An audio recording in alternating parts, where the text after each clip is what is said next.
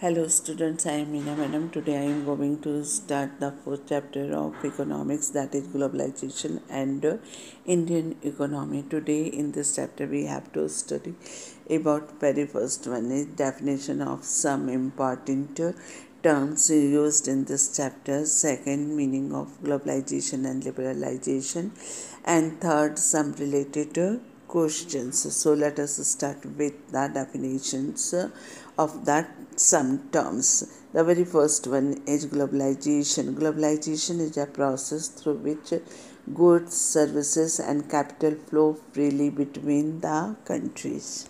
Second is liberalization of trade. Liberalization means removal of barriers on free flow of goods and services between the nation. Third is multinational cooperation. Business enterprises which have their operations located in more than one country. And last one is trade barriers. Any restrictive measures like import duty, quota, and import license that checks the free flow of goods. Now we have to study about the meaning of globalization.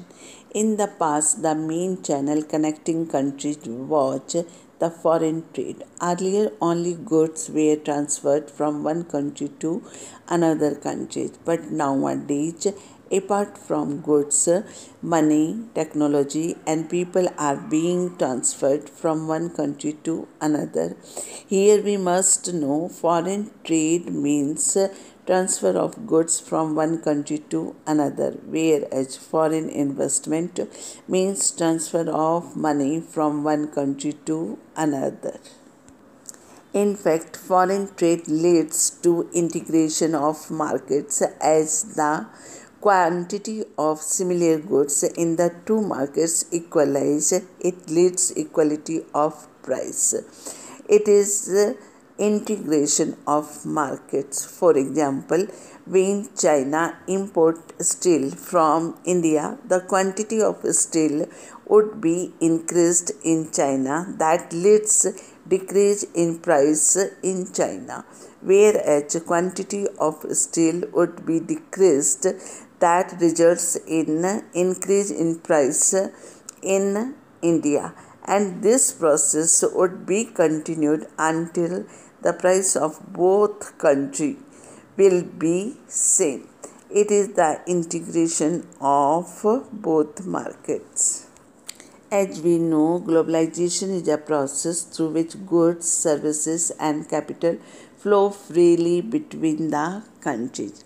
But in India, after independence, Indian government put trade barriers like quota system, license system, and export and import duties to foreign trade and foreign investment for the protection of Indian industries, since these industries were infant and needed protection against the competition from the strong and powerful foreign industries. But after 40 years of this policy, it was realized that Indian industries were become matured and ready to face competition. In fact, competition would make them to improve their quality by adapting new technology and management. Different countries can be interlinked by the way of transfer of goods, services, capital, technology, and people across nations throughout the world. And multinational countries play a very important role in the process of globalization. MNC do this work by different ways, and these are four ways. The very first one is MNCs set up their units in different countries. Second, MNC can make collaboration with the local companies. Third, MNC can purchase the local companies of a country. Fourth is outsourcing their requirement to local countries. Local companies. Here we should know the factor that enable globalization, and that is information and communication technology. In fact, telecommunication technology is used to contact countries around the world. Except physical movement of products, every other transaction, that is transfer of technology, money and capital across country, is possible through the internet, and it results in integration of different countries. In fact, globalization is not possible without the expansion of telecommunication technology. Now we should know the meaning of liberalization. As we know that liberalization means removal of barriers on free flow of goods and services between nations. Now we should know what does liberalization mean in the Indian context. In fact, it means the very first one is removal of quota system, second free permission to import any product from anywhere in the world, and third is reduction of import duties. Here one question is arised that how can quota be used as a trade barriers on goods imported in India. Suppose quota is imposed on Chinese toys. In this situation, the very first one is the quantity of toys imported will be reduced in India. Second, Indian consumers will have a limited choice. Third is Indian market will have to face less competition and local companies will get opportunities to flourish. But imposing quota can't be justified, as very first one is it goes against the principle of liberalization. Second is competition given by Chinese toy market will force Indian toys companies to improve the quality of their products.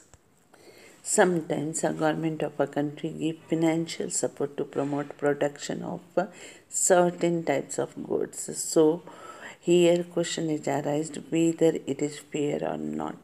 In fact, there is nothing wrong if government provide financial support to first one, production and distribution of goods, that is basic needs for the weaker section of a society. Second, protection of environment friendly goods like organic crops, etc.